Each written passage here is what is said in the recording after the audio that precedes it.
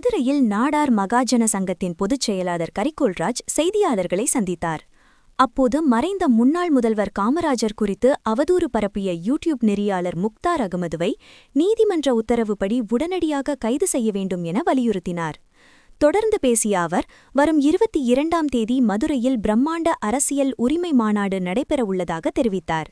இதில் 2500க்கும் மேற்பட்ட நிர்வாகிகள் பங்கேற்று முக்கிய தீர்மானங்களை நிறைவேற்றவுள்ளனர். குறிப்பாக வரவிருக்கும் தேர்தலில் 234 தொகுதிகளில் குறைந்தபட்சம் 25 தொகுதிகளை நாடார்களுக்கு ஒதுக்க வேண்டும் என அரசியல் கட்சிகளுக்கு அவர் கோரிக்கை விடுத்தார்.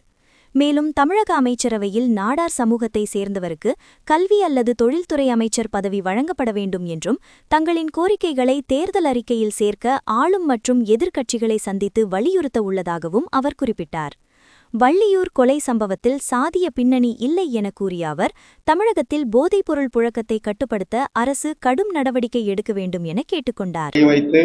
இன்றைய தினம் அதை பிரைவேட் கேஸாக போட்டு கோர்ட்டின் மூலம் நடவடிக்கை எடுக்க வேண்டும் என்ற ஒரு கோரிக்கையை வைத்தோம்.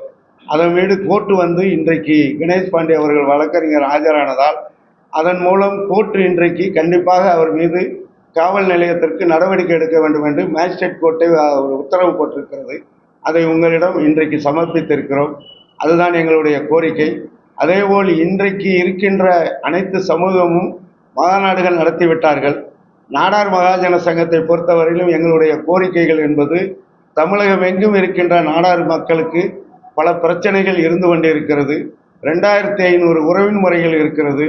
ஒவ்வொரு உறவின் முறைகளிலும் இன்றைக்கு குறிப்பாக பள்ளிகள் நடத்துவதில் பல பிரச்சனைகள் சந்தித்து கொண்டு இருக்கின்றோம்.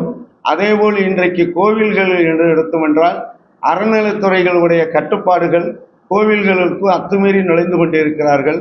அதேபோல் இன்றைக்கு பார்த்தீரென்றால் சர்ச்சுகளில் கூட மிகவும் அதிகமான சர்ச்சுகளில் இன்றைக்கு இருக்கின்ற சூழ்நிலை தவறுதலாக ஒரு சூழ்நிலை வளர்ந்து கொண்டிருக்கிறது. சர்ச்சில் வளர்த்தவர்களை கூட வெளியில் தள்ளுகின்ற அளவுக்கு சர்ச்சுகளிலும் ஆதிக்கங்கள் வந்து கொண்டிருக்கிறது. இதையெல்லாம் நாங்கள் மனதில் வைத்து இன்றைக்கு எங்களுடைய மாவட்ட செயலாளர்கள், மண்டல செயலாளர்கள் அத்தனை பேர்களும் தமிழ்நாடு முழுவதும் இந்த 2500 உறவின் முறைகளை சந்திக்க இந்த வாரம் சென்றிருக்கிறார்கள்.